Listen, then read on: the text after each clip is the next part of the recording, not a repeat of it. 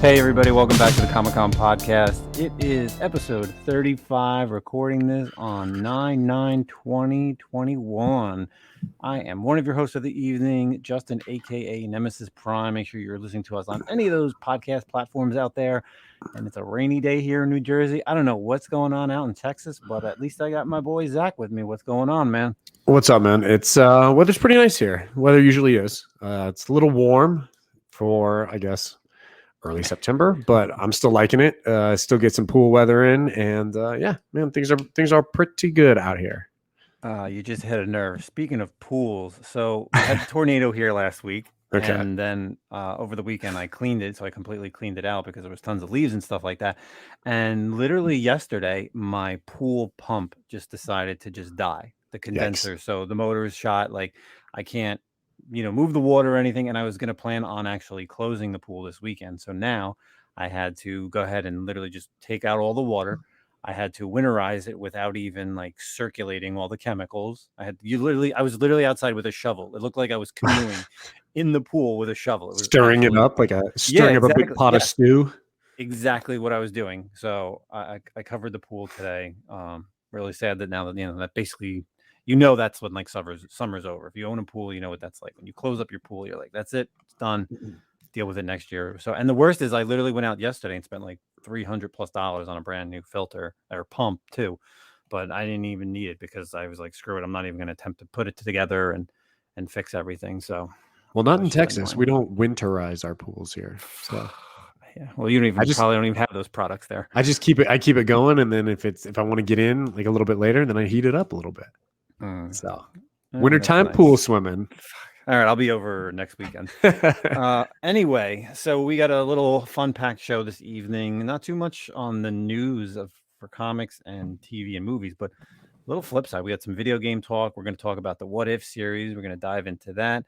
I know Zach has a nice little article, and we're going to kind of start off with some complaining. So we'll run through little complaints right now. Both grading companies are taking absolutely forever, and everybody knows that between CGC and CBCS. I don't know about you, Zach, but I have this is the first time I've ever submitted magazines. Okay. I submitted 9 magazines. They were received on 4/26. So April 26th of this year. They have been sitting there forever in that received, scheduled for grading status for the past couple months. This is with CGC. This is with CGC. Okay. They finally decided to move to this new what's the status called? Grading, encapsulation, and imaging, which I've never seen. And that's been since last Tuesday. So figure Tuesday, Wednesday, Thursday, Friday. I get it. They're off for the holidays. So Tuesday, Wednesday, Thursday. We're at like 8 days, and it still has not moved to QA or it even shipped. I'm just like losing my mind over magazines. I'll never send in my Penthouse magazines ever again to CGC. Wait, is that what you sent? No. I sent in Star Wars Insiders. Yeah. Yes. Wow. Cool. Talk about dorky. You could have been super cool and said Penthouse, and you said our Star Wars Insiders. Well, that's why I said that. They're taking forever because the grading is so bad because they have to peel apart the pages from. Gross. I've never shipped a magazine in. I think I've shipped in like the magazine format stuff before, which I guess is probably the same thing. Like I think a long time ago I shipped in the first New Mutants Marvel graphic novel, which is like a magazine size, right? Yeah. And even some of those Captain Britain. Yeah, and the Batman Damned stuff came back or was like classified as magazine as well. Yep, so, Last Ronin, that's another magazine type. But these are actually magazines. So. Right. But those were all back before CGC took a massive shit like all over everyone's chest. And like just like, dude, it's a nightmare. Honestly, you and I have talked. We both sell on like Instagram, eBay, whatnot.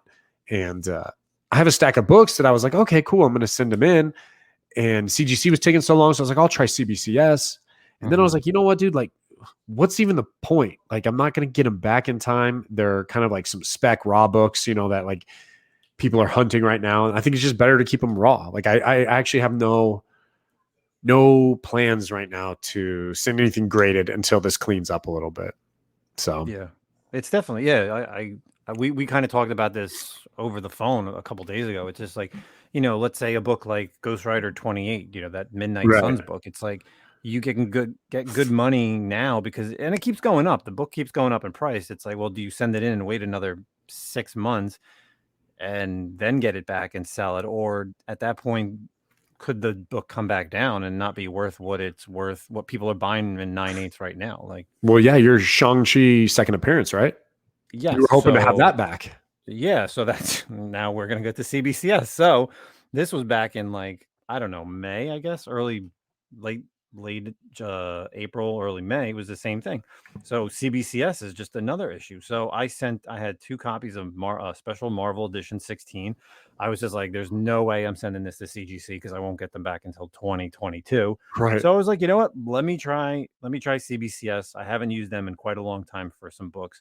So sent them in. They were received on May the 13th, and they have been in processing for literally most of August into September. And I've been calling them every week for the past 3 weeks, and they keep telling me, "Oh, it's done." It just the first week they had issues with they didn't have enough supplies. Well, it's like, well, how come you guys don't?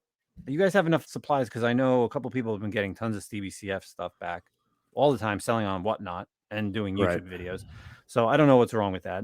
Then they're like, oh, well, it's based on the tier and it's at 19 weeks. And I'm like, yes, I understand that 19 weeks for the tier, for that specific tier. But this was back in like May. Like the tier was, the weeks probably was only at like 12. Now they're like, oh, it's at 19. And I'm like, all right, whatever. Yeah, they give They're you like the current. done. Yeah. What was the tier weeks, or what was the weeks for that tier back then when it's sent in? Like, yeah, that's bullshit. So then again, I called yesterday on the 8th and saying, I got some woman. She's like, oh, it's still in process. I'm like, yeah, but it's like, in my head, I'm like, I really wanted these books back for Shang-Chi's movie so I could literally dump both of these books, whether it be right at the time of the movie or right in a Whatnot sale. And I just, unfortunately, I'm still waiting. And I don't know, am I gonna have to wait another probably 2 weeks? I probably won't get these back for at least two to 3 weeks now. I don't even know anymore. You might have to wait till Shang-Chi 2 comes out to get get the best sales price on those books. Yeah, man, I'm just gonna unload. I mean, I'm sure they're gonna fetch me good money. What I paid for them, and then whatever the grading is. I'll get good money. I don't expect them to be like in the 9s, but it was worth it to grade. I'm sure it's hard to judge those. Like, it was 1974 was the year it came out, and I wasn't gonna like get screwed and be like, well, it's a fine plus or a VF plus, and it comes back in like a 5. Like, I'm like, ooh, that would have been shit. So I sent in some books, and right now I'm just kind of waiting. I'm like, did my credit card not go through? Like, because I'm pretty sure I saw this back in like May, right? So that's my issues with the 2 grading companies right now. I mean, even though I'm still sending in books to CGC, whatever. Yeah. It is what it is. Let's kind of move on to some awesome news that just dropped today. We had the Sony Showcase, if you want to call it, for their video games. Now we're obviously not a video game podcast, but they did drop a bunch of video games based on comic books. We're going to kind of go through all of them, but I know Zach's got a nice little article. He's going to talk about one real quick. Oh, you want me to start? Okay.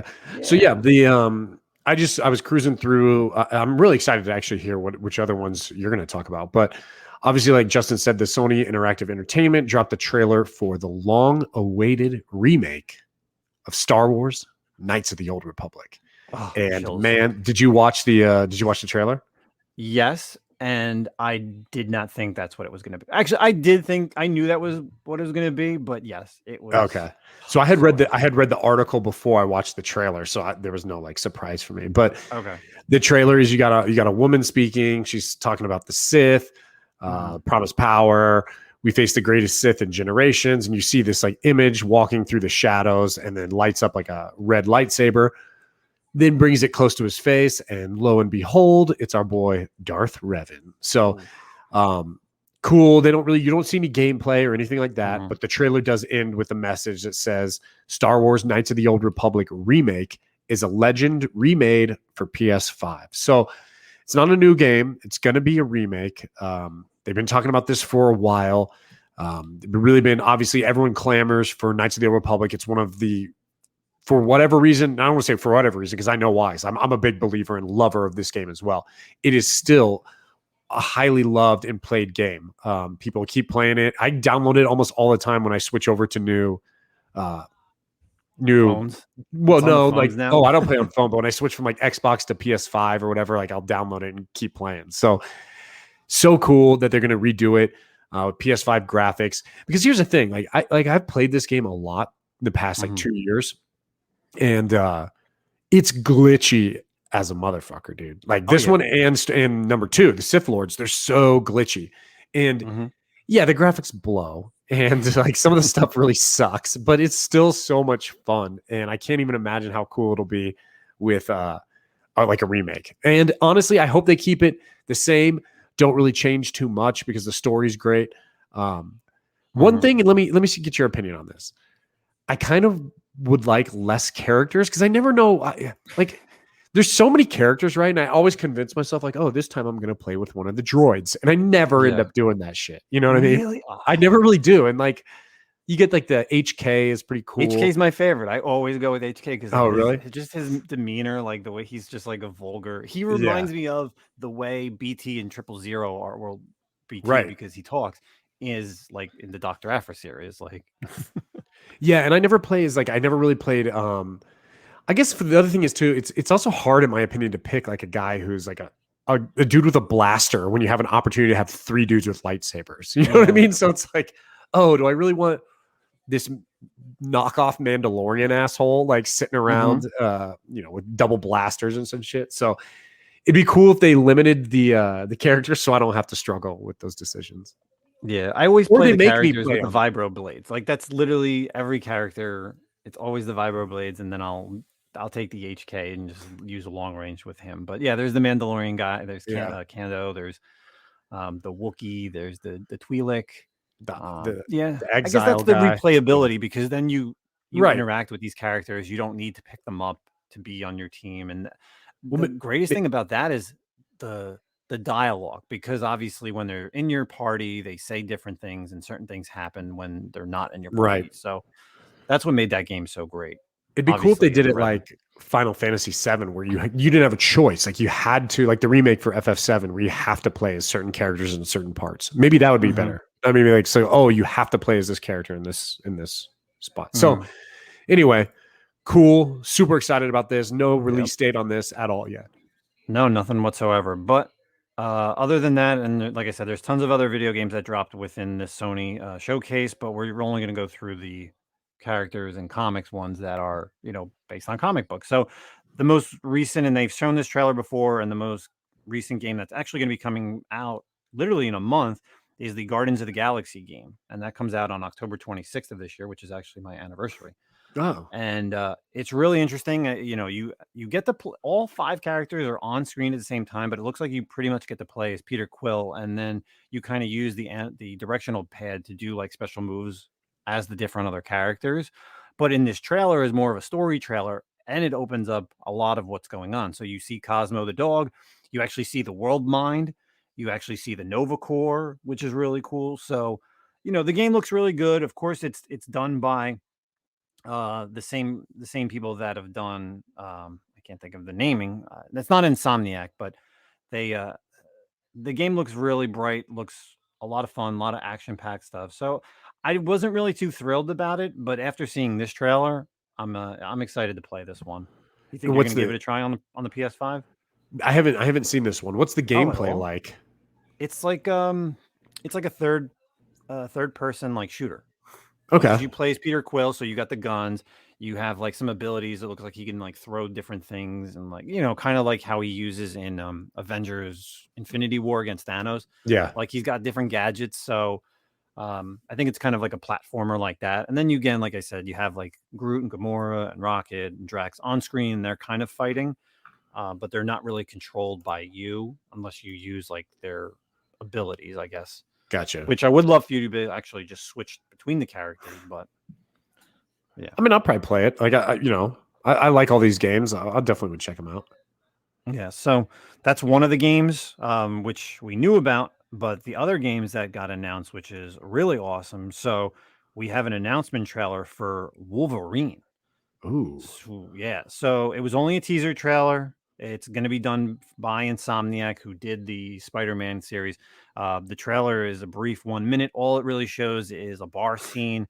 All these guys are beat up, and of course, there's some guy sitting at the bar trying to just have a drink, and some guy tries to come up behind them, and all you see is the claws come out of this guy's hands. So, and then it just says Marvel's Wolverine. So another great game, only teaser announcement, no release date, no gameplay. But I think with what Insomniac has done with the Spider-Man series, Wolverine could be pretty badass, right? Yeah, I mean, I think I've gone on record saying I wasn't a massive fan of the Spider-Man game. I like the open world aspect of it. You know, it very much is a la Arkham series, which is great. But I hated chasing down fucking pigeons and shit in New York City. Shit irritated me up to no end. So I'm sure they're not going to see that in a Wolverine game. I think we're going to get a more action-packed game, like straight to the point. No, I don't even think open world. Oh, that'd be so awesome. I love the idea of like the Wolverine game on so many levels, because especially if you open world it, because like, let's say, of course, the best scenario would be to have some X-Men show up. But even if you chose not to, you could do so much. I mean, you could do Madripoor, you can do Japan, you can do Canada.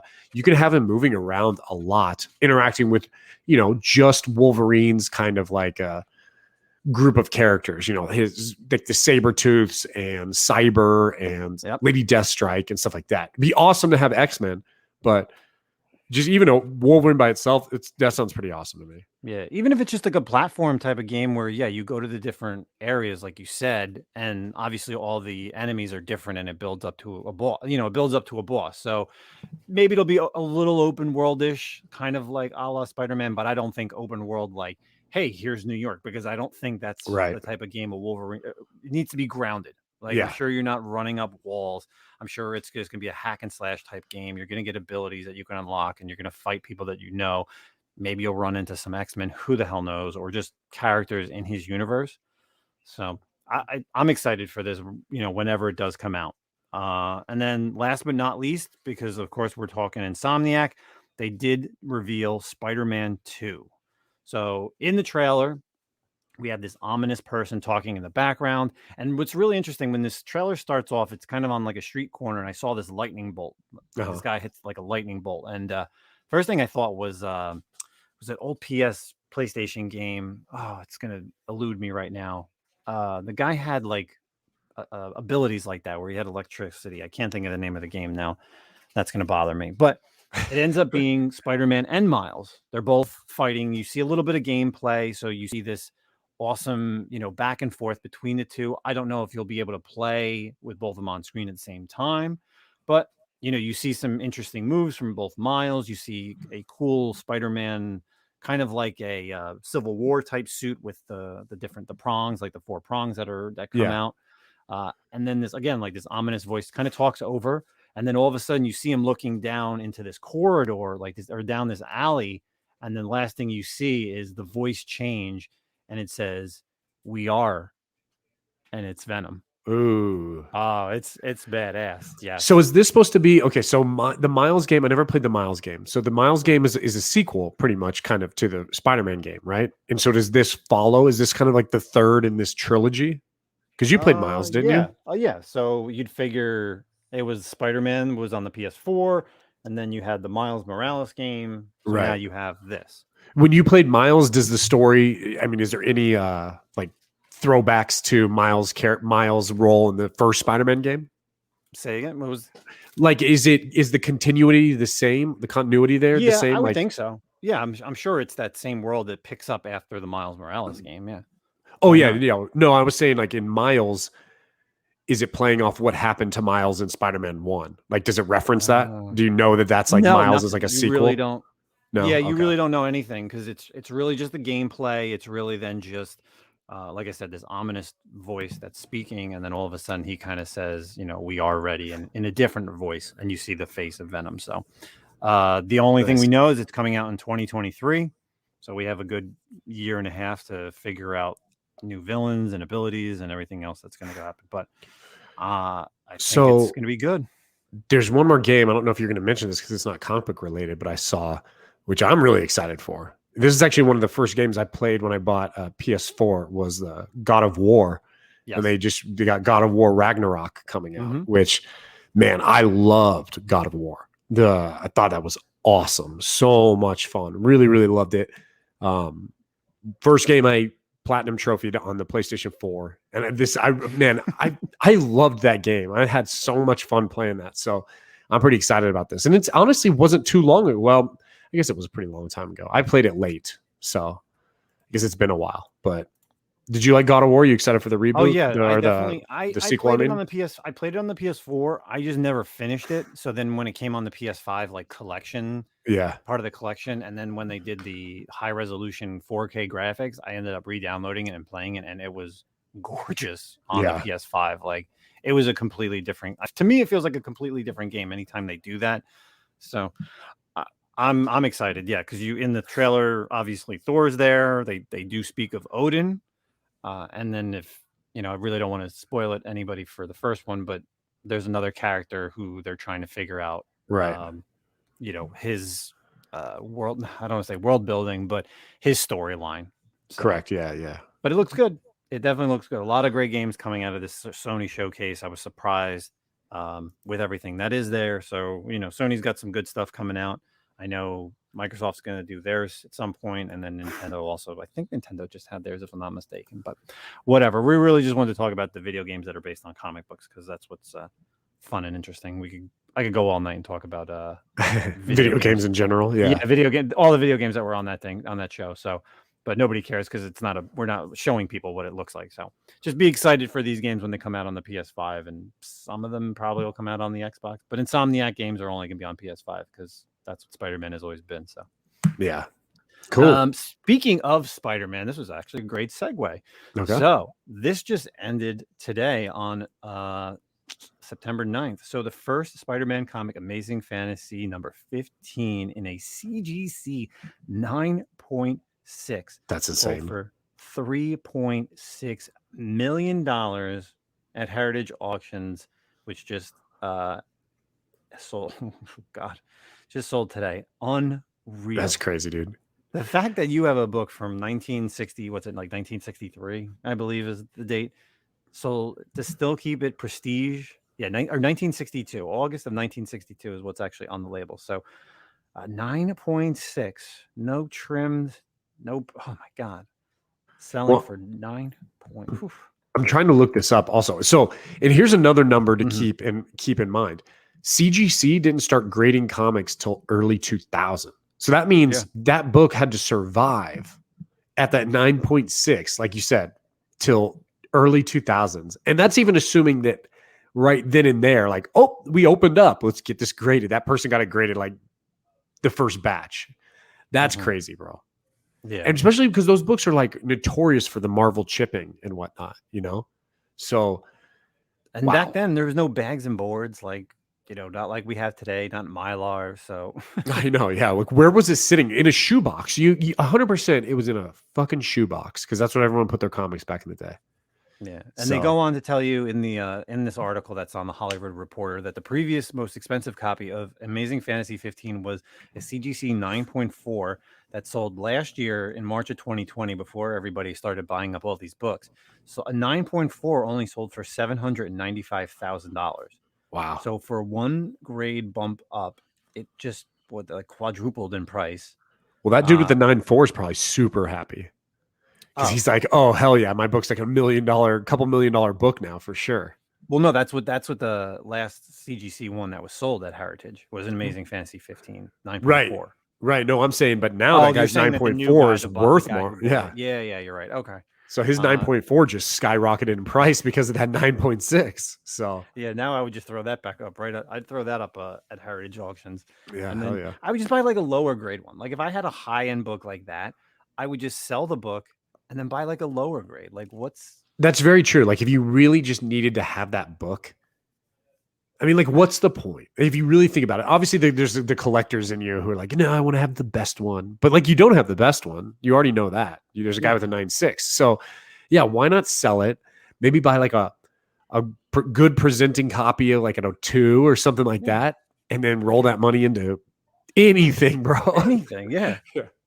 I mean, Heritage. So Heritage goes on. They also, in the article, it says Heritage previous comic book record was actually set last January when the only known Batman #1 graded at a CGC 9.4 sold for $2.2 million. That book shattered the previous 1.5 record back in November of 2020.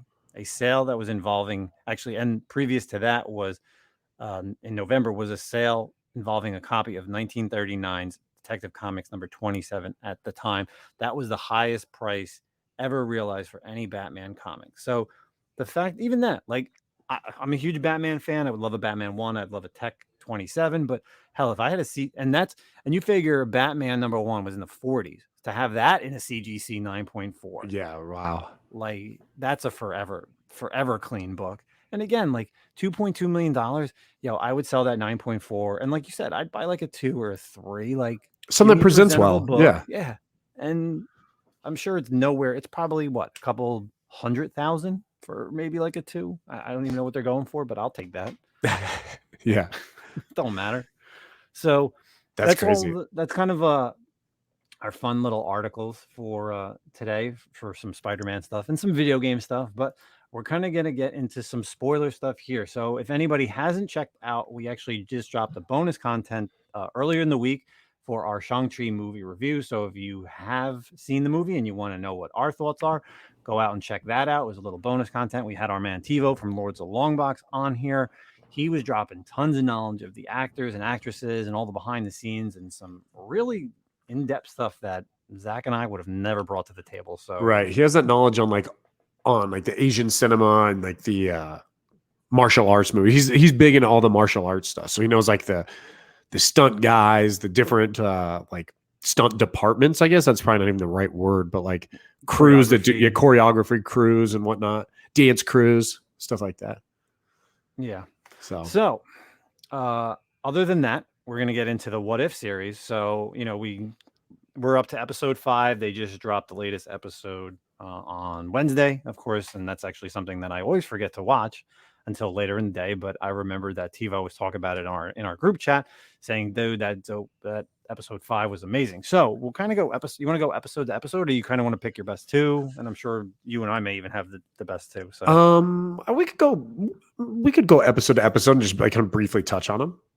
All right. So I guess let's go. We'll go right through 1 to 5. So episode 1, we have, of course, starts off with, and again, this is all spoilers. So if you don't have Disney Plus, which I'm sure everybody out there has Disney Plus and is watching these shows, or if you're waiting for the season to end and binge it, I don't know why, but we'll get right into it. So episode 1 is basically, instead of Steve Rogers being Captain America, we have Peggy Carter, and she becomes the Captain Carter, right? Right. So I think just from finally, we've seen the trailers of all these, the studio that was going to create all these shows.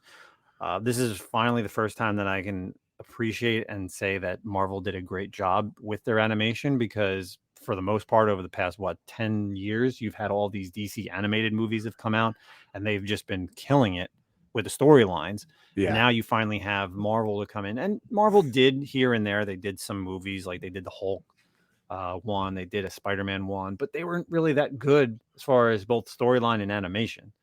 But this new animated style is pretty freaking awesome. I'd say so myself.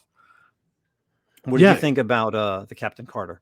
I liked it. It was cool. It was a good first episode. It was pretty straightforward. I love how like the beginning of every episode has the same thing with the Watcher and his little spiel he gives it. It's very a la like Outer Limits, or Are You Afraid of the Dark, if you're like kind of young like or old like us, maybe. Like, yeah, every episode starts the same and launches into this like random story. It was a good one. I thought it was fun.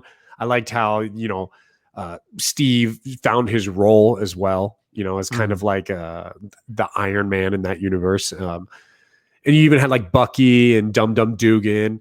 And I thought it was really cool how at the end, it was like she shows up and then boom, it's like the start of the Avengers movie. But instead of Captain America, it's Captain Carter. And so like she meets Nick Fury and Clint Barton. I thought that was awesome. So, and we'll kind of get into a recurring character or creature that kind of shows up more than once in the series. So the second episode, which was another, to me, I felt like the first episode was extremely well done, right? Yeah. And then I feel like the second episode, to me, kind of out of the 5 episodes, was kind of like a down. It's what if T'Challa becomes Star-Lord. Now, of course, we all know Peter Quill. He's, of course, on Earth, and he's the one who gets picked up by Yondu and the Ravengers and becomes the one and only Star-Lord, and then the whole Guardians of the Galaxy. But this has T'Challa basically searching for, a way to explore, and Yondu ends up picking him up, and he becomes this character of Star-Lord. My opinion of the episode, I think there was just too much going on. Again, like you had, Thanos and Nebula, and there's too many changes for me. That was my issue with this episode, was there's too many changes going on, too many characters in a way. Like, I get it that they wanted to try to include all the Guardians, but I don't know. I just really wasn't feeling this episode. What about you? Yeah, I'm with you. It's definitely my least favorite of the 5. Mainly because, I mean, all the reasons you said for sure. But I think, like, for me, the core of it is that I've always felt like the what if storylines were like, it's almost like, you take a right turn or a left turn. It's something minor and then it changes. This what if was just like, I felt like it was completely different. Like, what if Captain Carter got in, or what if Peggy Carter got in the machine instead of Steve? That's pretty, like, believable. Yes. But, like, what if random T'Challa got picked up? Like, I mean, that honestly could be any character. Like, that what if doesn't make sense to me. Like, you could say, what if Ben Grimm got picked up by Yondu? You know what I mean? It could be any goddamn character. Yeah. There was no reason why it ended up being Wakanda, So, yeah. And then just, like, honestly, how it all played out, then like you said, the big changes from, like, Thanos is now part of the Ravagers. Like, I guess if there's one character that's going to, like, totally change the cosmic universe, maybe it's T'Challa. I don't know. Yeah, that Collector, he was kind of like the kingpin of the galaxy. And super buff too. What was up with that? Like, what was up with it? Apparently in this what if universe, this dude, like, is, like, crushing protein shakes and just, like, hitting the gym on the reg. Like, this dude was, like, wrecking fools. I remember what the Collector looked like. Like, Benicio del Toro is not, like, a physical specimen, bro. So, yeah, I don't know about that one. My also issue with this one is, and what's great about these series is you get a lot of the actors and actresses are recurring roles. Like, they're the original actors and actresses who played the characters who are now voicing these characters. And I'm a big Benicio del Toro fan, but he sounded terrible as the Collector. Yeah, I wasn't sure if it was him for a little while. Like, I knew I saw his name in the credits, but then I was like, damn, it doesn't really sound like him.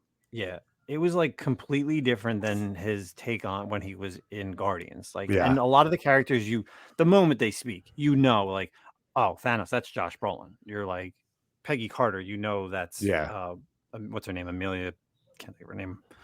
Obviously T'Challa is Chadwick Boseman, but, like, everybody, like, you knew Haley Atwell. Oh, Haley Atwell, yeah. But yeah, I was not feeling the Collector. And that's another reason why I just really wasn't feeling this episode. So the best part about that episode, I will say, was that it was very kind of like, and I think if I remember correctly, correct me if I'm wrong, it was very touching, because it's like, oh shit, you got Chadwick Boseman. This is the first time we've seen Chadwick Boseman in this role since, his passing. And I think they do a little, like, shout out to him at the end or something as well. Yep. So that was very touching. It was honestly, it was hard. It was hard at first. I was like, oh man, like, you hear his voice, and, like, throughout the episode, I kind of was just thinking, like, damn, this is so sad. You know what I mean? So it was touching in a way. Yeah. So. No, you're right on it. Moving on to episode number 3, and this one was definitely a very interesting episode. It definitely took me by surprise. It's what if the world lost its mightiest heroes. So it's kind of it's just shy of, like, Avengers 1, right? Right. Where Nick Fury is kind of trying to track down all the Avengers. It kind of happens right. It actually starts with, like, Iron Man 2, right? Yeah, where he's in the donut shop. Yeah. And someone or something is killing all of the Avengers before he can kind of create this team. And lo and behold, Loki comes to Earth and is basically looking for, his killer of his brother, correct? Right. So, and I think again, Tom Hiddleston and all the other actors and actresses, this episode was pure as far as who's voicing who. I did not see this one coming at all. I did not see this villain or hero slash villain being changed. Hank Pym being Yellow Jacket. Wow, Yeah. that completely turned upside down. I couldn't even guess. Like as I'm watching it, I'm just like, all right, well, it could be this person. And then like Right. when Yeah. Hawkeye kills Thor, I'm like, oh, it was Loki because he was watching him and like he made the lightning bolt and him like lose his his arm when he has the bow drawn. I'm like, all Yeah. right, he's gonna lose it, right? But then then Loki comes and I'm like, well, maybe he's just kind of playing this off. And then Hulk dies, and you're like, oh, and Hulk's death is like crazy, right? The whole exploding. Yeah. Yeah. Yeah, I Which mean that was my thought too. The whole time I was like, okay, how are we going to get back to it being Loki? It's obviously Loki. You know what I mean? Like I thought the what if part was like, what if Loki got the drop on them all before they could get together? You know what I mean? Yeah. Like I thought we were going to come out with like maybe Loki had seen his future and knew like, oh shit, I got to take these dudes out like from Jump Street. But then yeah, Hank Pym, damn. Yeah, he looked battered, right? Yeah, yeah, nuts. yeah. So that was probably I'd say my third favorite episode so far of them, just because it has the original Avengers team, and it definitely was a nice what if. It made you guess. It had its twists, which was interesting, and I feel like this one is kind of believable in a way. Right. I feel like you're like you said, it's like the Star-Lord episode was like not so believable. Yeah, it's not too off a realm of possibility. Mm-hmm. Yeah. So moving on to episode number 4, which this episode I've watched 3 times so far. So really, this is definitely my favorite episode so far. What if Doctor Strange lost his heart instead of his hands? So man, this episode is probably the darkest thing I think Marvel's done so far. Yeah. Right. Oh, so yeah. we have, of course, he loses his girlfriend. Pretty much. What's her name? Christina Palmer. Christina Palmer. Yeah, I was gonna say Rachel McAdams. Yeah, that's who voiced her though. Yes, yeah. Exactly. Yeah, because that's all I see when I see her. So of course she dies instead of him, but he still goes into the mystical arts, and becomes a sorcerer supreme by, the old one or the ancient one. She ends up dying. Still does the Dormammu thing, and he still is a sorcerer supreme. But of course, because he has the Eye Agamotto, he wants to be able to possibly turn back time. And that's something that he thinks about. He ends up starting to turn back time. And every time he goes and tries to change her death or change it, it keeps leading to her dying. And I'm like, yo, this is crazy. Yeah. Yeah, that was definitely the best one. It just was also like, because you expect, like you said, it's the darkest thing Marvel's done. So you don't really expect Marvel to do this. They went like all in, like, hey man, it's crazy to think too, because Marvel's very, careful about the things that they do.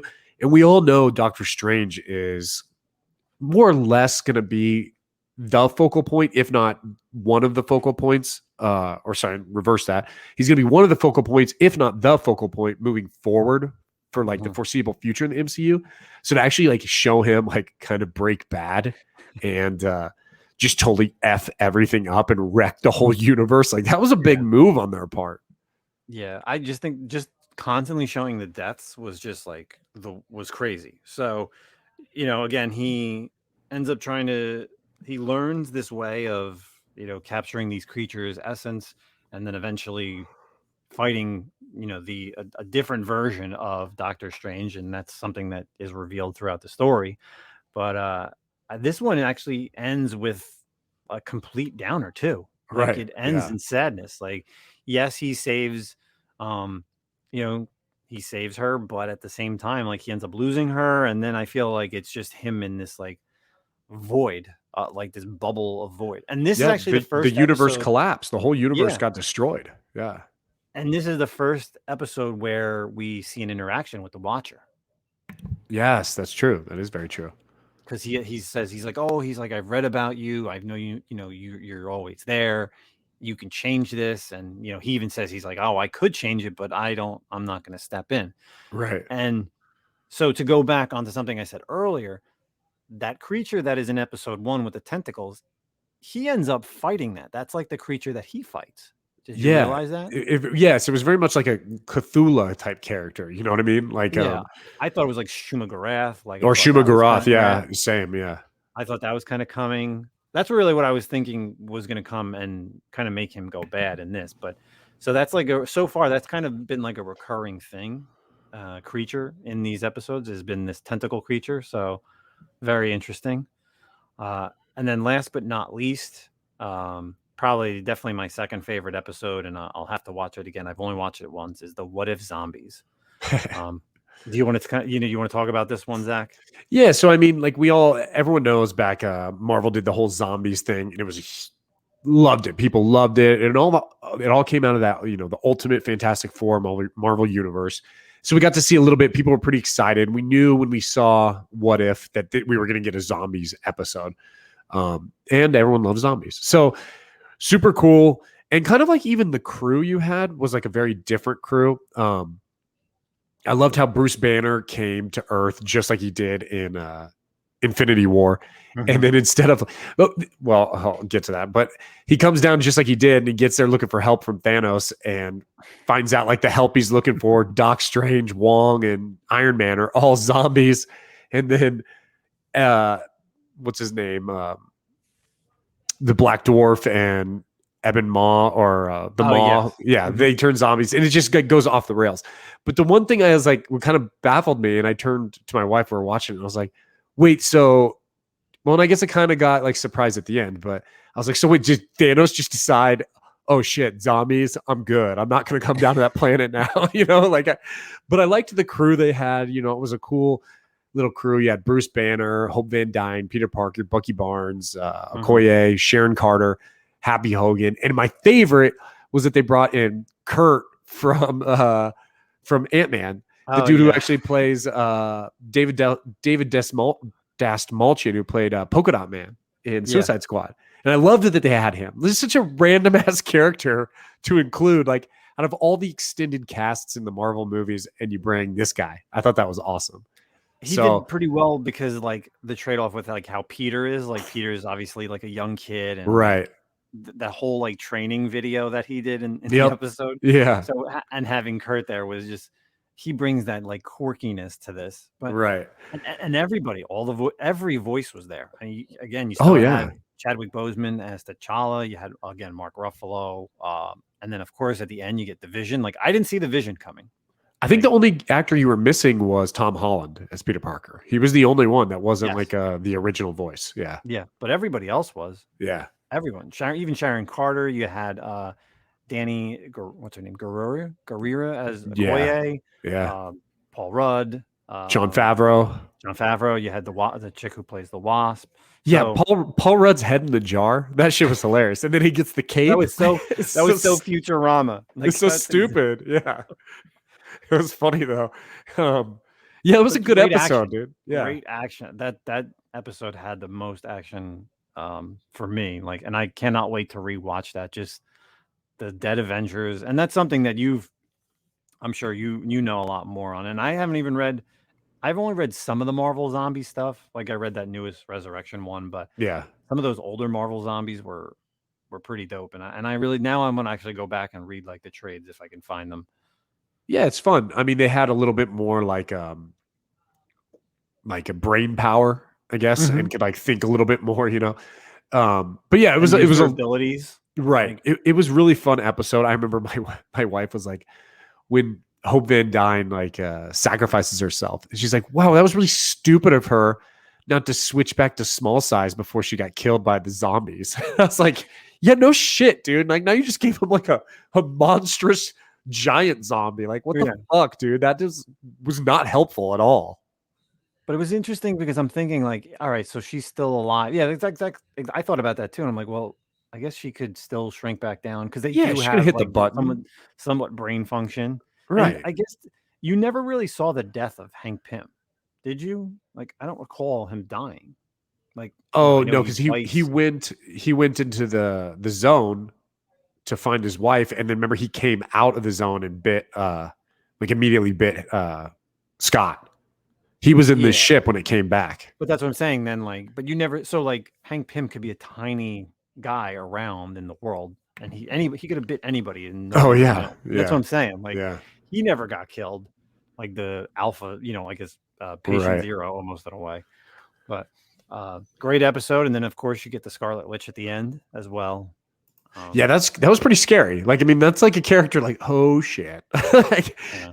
honestly, that made me think like, damn, dude, if you lived in a world of superheroes and shit's going awry with powers, like I'd probably just sacrifice the most powerful dude like straight out the gate. Like I'd be like, and we saw that in like Deceased. Remember when Superman turned into a zombie in the Deceased Mhm. storyline? It's like, dude, just kill these guys because if they power up as zombies, we're effed, bro. Yeah. So So that's kind of our review for the What If season so far. We'll probably come back after the last couple episodes. I know next week's episode is What If Killmonger saved Tony Stark. Um, I don't know what's going to happen past that. I guess he won't become Iron Man, and he won't be in a cave. So we'll just have to find out next week, and we'll talk about the last couple episodes once they happen for this first season. I know Kevin Feige even said in a most recent interview that everything that happens now in Phase 4 will be in future What If shows. So we're cool. understanding that it's being renewed for a season 2, which we all thought, and we all probably knew that it was going to be renewed for season 2 because the show is awesome, right? Yeah. Yeah. So next and last but not least, what are we currently reading? Because of course we are a comic book podcast, and people like to know what's to read out there. So, kind of gonna go first. So this Yeah. is Do it. actually a weird. It's a weird week. Nothing like super to me was like super exciting, like new and to read. But I had two books. Of course, something that both Zach and I have talked about on this podcast. Boom Studios Eve wraps up with issue 5. Was it was a good Oh, I haven't read it yet. storytelling.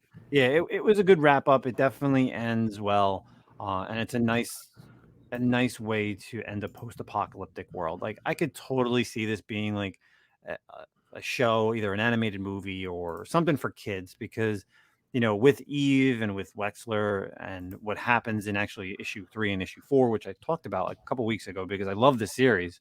Uh, it does definitely has a nice little wrap up.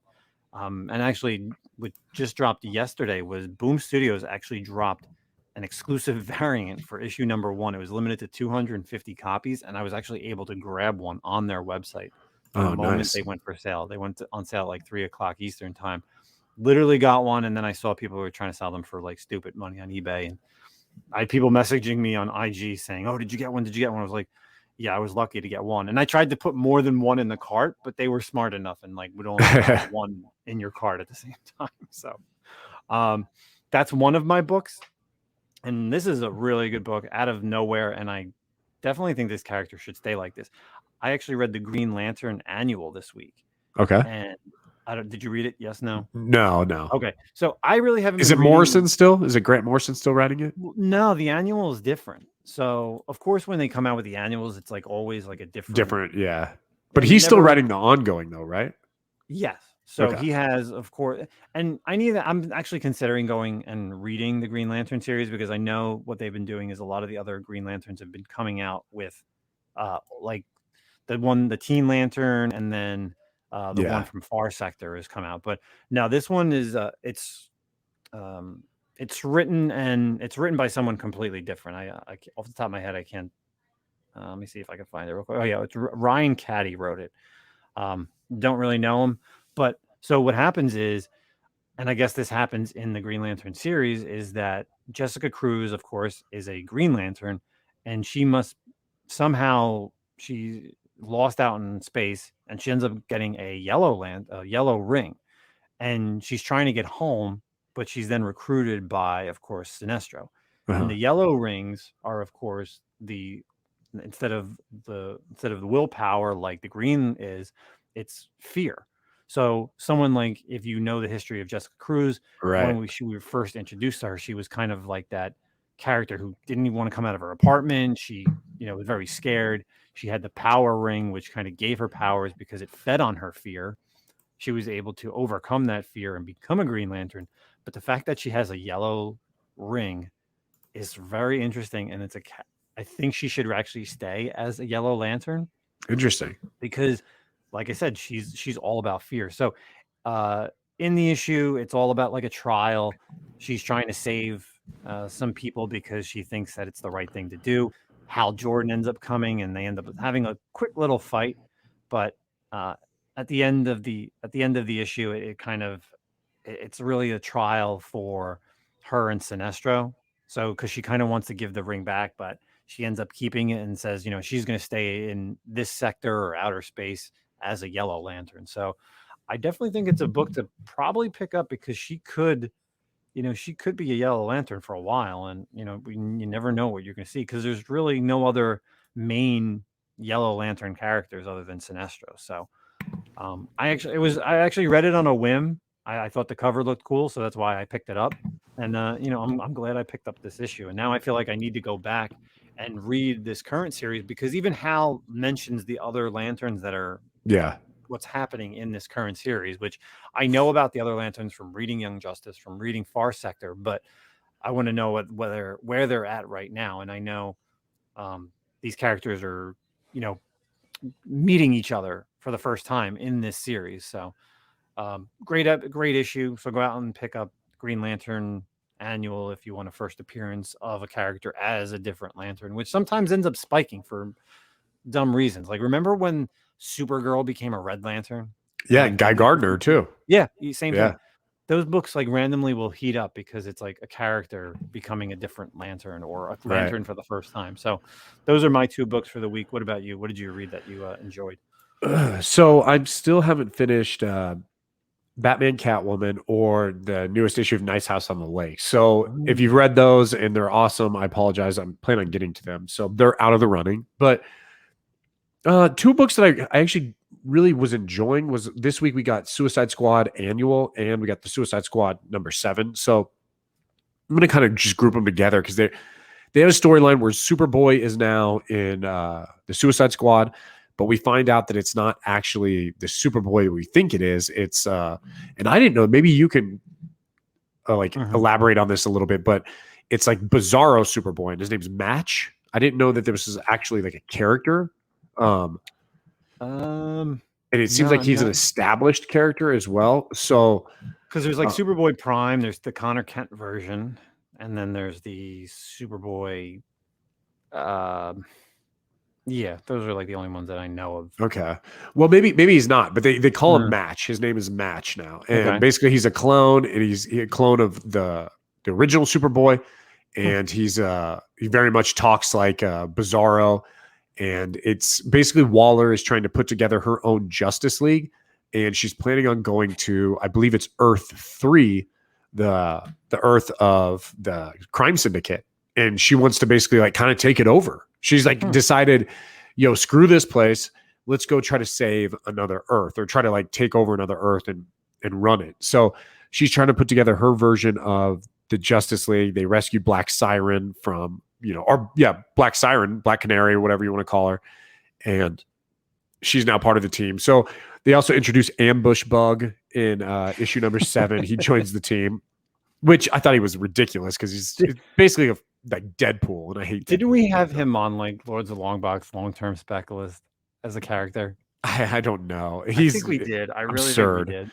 Breaking the fourth wall and all that crap. Like, that's not my shit. But it's cool. Like, I've been enjoying Suicide Squad. There's like they play off a story with Rick Flag as well, kind of going and creating his own. He goes to create his own Task Force X that he wants to implement to try to take down Waller. And the first person he goes to is Mirror Master. So super powerful, and invites him in and is like, hey, look, but I'm not putting a bomb in your head. We're going to go take down Waller. Are you in? So, and it's the Scudder version of Mirror Master too. So, yeah, I thought it was cool. Really enjoyed them, and still got to finish these other 2 issues. But yeah, All right. that's what I got. Interesting. Good amount of good stuff this week. So, that's pretty much it for us for episode 35 in the books. Just to give everyone a heads up, I will be having a Whatnot sale. If you are listening to this early enough, either on Friday or early enough on Saturday, I am doing a Whatnot sale, Nemesis_Prime, same name on Instagram. That is on my Whatnot. I'm doing it at, I believe, 9 or 10 o'clock Eastern time at night. Slinging tons of slabs. I already have everything listed as buy it nows. Really under cheap prices right now. So, or if you want to hit me up, you could always hit me up on Instagram. I may sell it to you early, but that's what I got going on this weekend. I am also heading out to. There's 2 really good things. So when Zach was here, Zach, remember that Wayne comic book show we went to that Sunday? Yeah. So this weekend, the same promoter is doing it in Clifton, New Jersey. So if anyone's in this area, you can go to Clifton. But at that hotel in Wayne, they're doing like this comic art con. Okay. So I'm actually going to check that out because I think it's Like going to be prints like a and lot stuff? of original. Yeah. No, I think it's like a little original art stuff. Oh, ooh, that's a dangerous I game to just get want to into. go because I don't know what to expect. Like, Expect to bankrupt yourself. Yeah, well, by an that too, OA. but I mean, hell, if they can bring some cool stuff that I've never seen, because it's so tough sometimes to find like OA like online. But that's what I got going on this weekend. What about Nice. you, man? No plans, words? man. No plans. Got to just do some stuff around the house. So that's about it. Awesome. Yeah. Again, make sure you follow us both on Whatnot. I know Zach just had a sale. I know his funds are starting to roll in. I did one last weekend, and got another one coming up soon too.